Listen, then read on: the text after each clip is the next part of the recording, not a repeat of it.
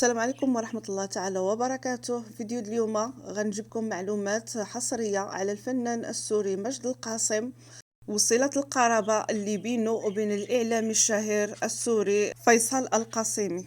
غادي نبدأ أولا بالاسم الحقيقي ديال مجد القاسم اللي هو معضاد مؤيد إبراهيم قاسم، ويعرف في الوسط الفني العربي باسم مجد القاسم. ولد في شهر مايو عام 1970. ينحدر الفنان السوري القاسم من قرية تعلى في محافظة السويداء السورية، وهو يملك 11 إخوة، من بينهم الإعلامي السوري الشهير فيصل القاسمي. تعتبر أسرة القاسم أحد الأسر الفنية في السويداء، منهم من يحب التمثيل ومنهم من يحب الغناء، وهذا الأمر ساعده في صقل موهبته. اكتشف أحد أشقائه حبه للموسيقى وبدأ يهتم بموهبته، وثم أرسله إلى دمشق ليتعلم الموسيقى ويلتحق بالمعهد العالي للموسيقى. كانت له مشاركات في المهرجانات المدرسية والحفلات التي تقام محافظة السويداء. المسبب الرئيسي للقاسم ليعبر عن موهبته في الغناء والتلحين. حين كان في المرحلة الثانوية شارك القاسم في نادي الهواة عبر إذاعة دمشق، حيث شكل منعطفا رئيسيا بعد نجاحه في البرنامج. أثناء زيارة مجد القاسم للفنان فهد بلان، التقى مجد بالفنان المصري سيد مكاوي ليستمع إلى صوته وينصحه بالذهاب إلى القاهرة.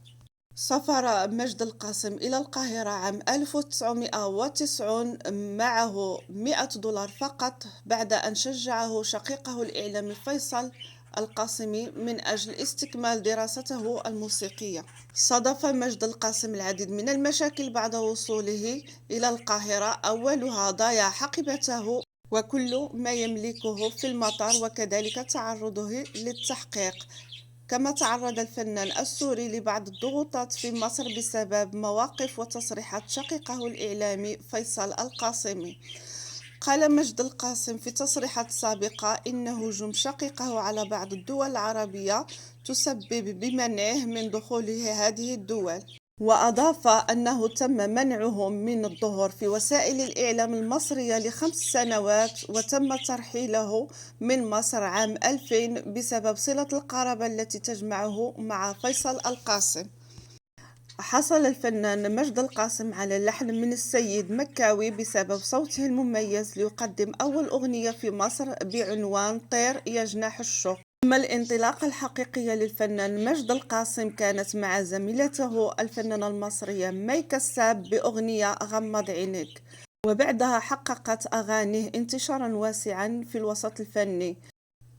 تعرف مجد القاسم على المنتجة سحر المنتصر، وقام بإنتاج الألبوم الأول له بعنوان خليجيات، حيث حقق نجاحا كبيرا.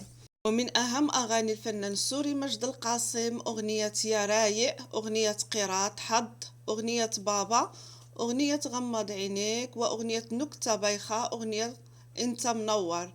هنا غنكون وصلت معكم لنهاية الفيديو. كانت معكم قناة فاتيتي شانيل. إذا عجبكم الفيديو ما تنساوش تخليوا لي لايك واشتراك في القناة باش يوصلكم دائما جديد، ومع السلامة.